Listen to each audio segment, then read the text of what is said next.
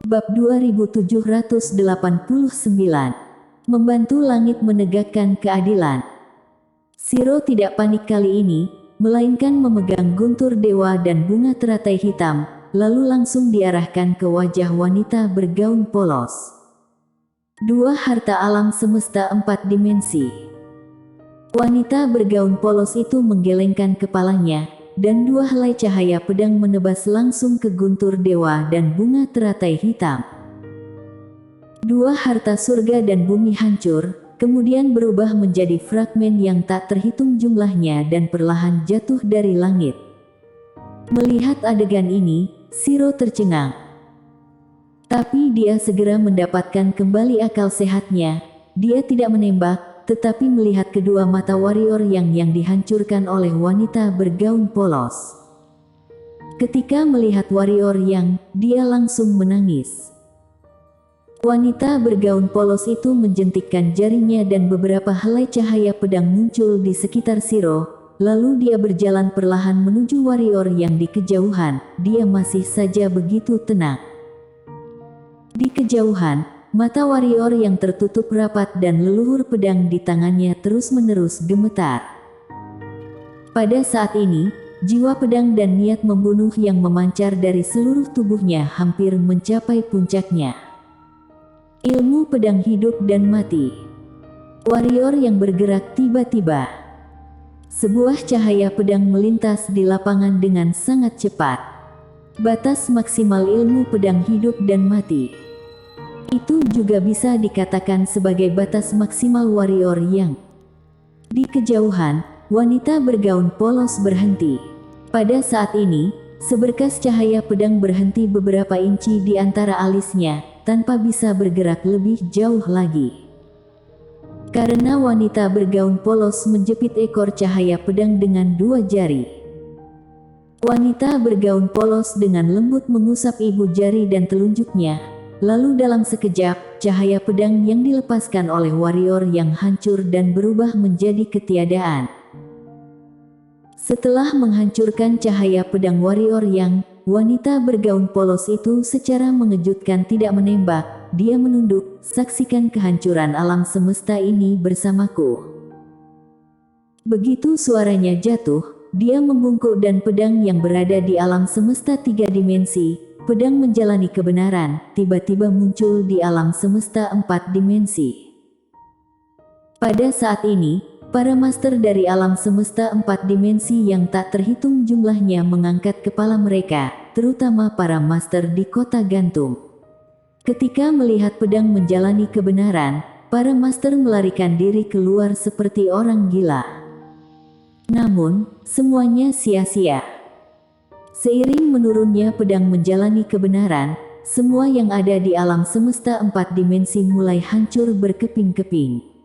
Di bawah pedang ini, semuanya hancur, termasuk makhluk hidup.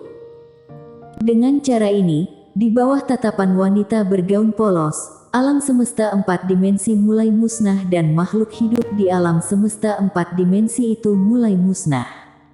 Sedangkan makhluk hidup di alam semesta 4 dimensi tidak memiliki ruang untuk melakukan perlawanan sama sekali, yang menunggu mereka hanyalah kematian. Tidak ada yang bisa melarikan diri. Di atas awan, senyum di wajah wanita bergaun polos berubah sedikit. Senyum ini memiliki sedikit kejahatan dan sedikit kegembiraan. Dalam seketika alam semesta berhasil dihancurkan oleh dia. Melihat alam semesta yang sedikit demi sedikit mulai hancur di tangannya, suasana hatinya tidak dapat dipahami oleh orang biasa. Wanita bergaun polos itu tersenyum dan berkata, "Sudahkah kamu melihatnya? Bahkan dalam kebenaran alam semesta, segala macam hukum masih begitu rapuh.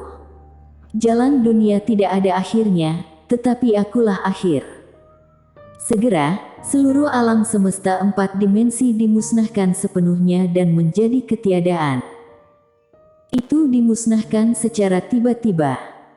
Tidak ada lagi alam semesta 4 dimensi. Di atas awan, wanita bergaun polos menjentikkan jarinya, pedang menjalani kebenaran melintasi ruang angkasa, datang ke langit di atas alam semesta 3 dimensi. Ketika melihat pedang menjalani kebenaran, hampir semua master di dunia eternity putus asa. Wanita bergaun polos itu menatap warrior yang tidak jauh dari sana. Lihatlah, betapa rapuhnya ilmu pedang Zixu milikmu. Begitu suaranya jatuh, tangan kanannya menekan dengan lembut. Di atas dunia eternity, pedang-pedang menjalani kebenaran turun lurus. Pada saat ini, cahaya pedang tiba-tiba melintas dari langit dan segera cahaya pedang ini memotong langsung pada pedang menjalani kebenaran. Seluruh langit bergetar hebat dan pedang menjalani kebenaran berhenti tiba-tiba. Di langit di atas dunia eternity, seorang wanita muncul di sana pada waktu yang tidak diketahui. Orang yang menembak adalah seorang wanita yang memiliki wajah persis sama dengan wanita bergaun polos. Kedua wanita itu memegang pedang di masing-masing tangan. Di atas awan, wanita bergaun polos tersenyum dan berkata, "Cocok, menarik." Wanita di langit di atas dunia eternity adalah perpaduan antara wanita bergaun putih dan adik hitam. Lalu dua pedang di tangannya adalah pedang isolated dan pedang reanimation. Di udara, wanita yang memegang dua pedang tiba-tiba melipat pedang di tangannya. Saat berikutnya, dia menghilang langsung di tempat dan ketika dia muncul kembali, dia sudah berada di seberang wanita bergaun polos di atas awan. Kedua wanita itu mirip, seperti melihat ke dalam cermin. Wanita bergaun polos tersenyum dan berkata, "Sepertinya kalian ingin melindungi alam semesta di bawah ini." Wanita yang memegang dua pedang itu tidak ingin beromong kosong, melainkan langsung mengangkat tangannya dan menebasnya. Seutas energi pedang langsung menghampiri wanita bergaun polos, sedangkan wanita bergaun polos menebas ke depan dengan ringan. Tebasan ringan ini berhasil menghancurkan energi pedang itu dan pedang dimasukkan langsung ke belakang leher wanita bergaun polos. Warrior yang menembak. Wanita bergaun polos mengangkat sudut mulutnya sedikit dan menginjak kaki kanannya dengan ringan. Ruang di mana warrior yang berada langsung hancur dan warrior yang dipukul dengan keras oleh palu di dadanya, lalu terbang mundur secara langsung. Begitu dia berhenti, seluruh tubuhnya mulai retak seperti orang gila. Warrior yang buru-buru merangsang energi ungu kosmik di tubuhnya dan energi hitam Tai yang ditinggalkan Shiro. Di bawah perbaikan kedua energi hitam ini, kecepatan retaknya perlahan melambat.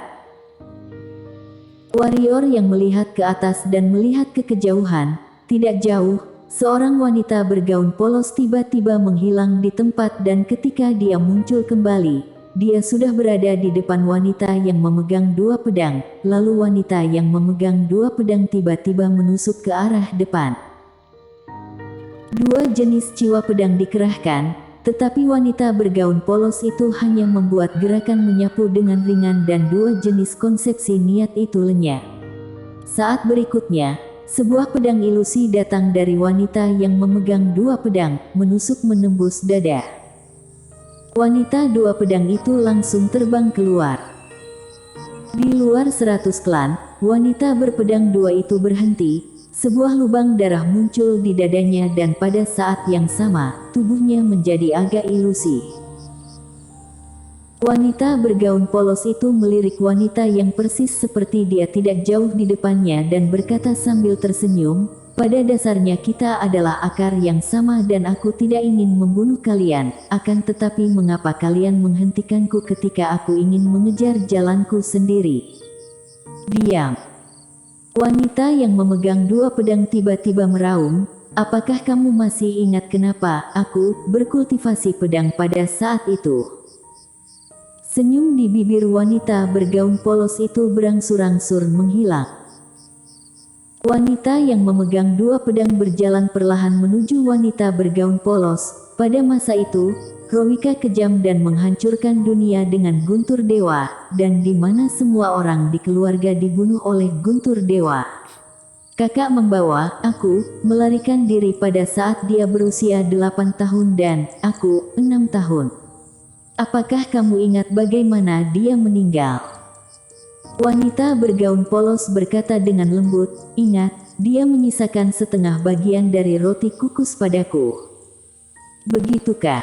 Wanita dengan 2 pedang itu hampir meraung.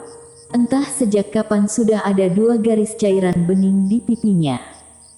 Wanita bergaun polos perlahan mengepalkan tangan kanannya dan matanya perlahan tertutup. Dalam benaknya, sebuah gambar yang sudah lama tidak muncul pun muncul kembali.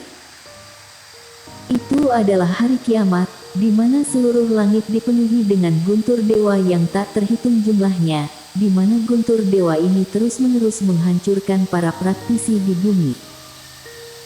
Di sebuah pegunungan, seorang anak laki-laki berusia 7 atau 8 tahun sedang berlari dengan seorang gadis kecil yang kotor di punggungnya. Sepatu anak laki-laki itu rusak dan di kakinya, dipenuhi dengan berbagai luka. Dan di atas kepala bocah lelaki dan gadis kecil itu, kilat dan guntur terdengar.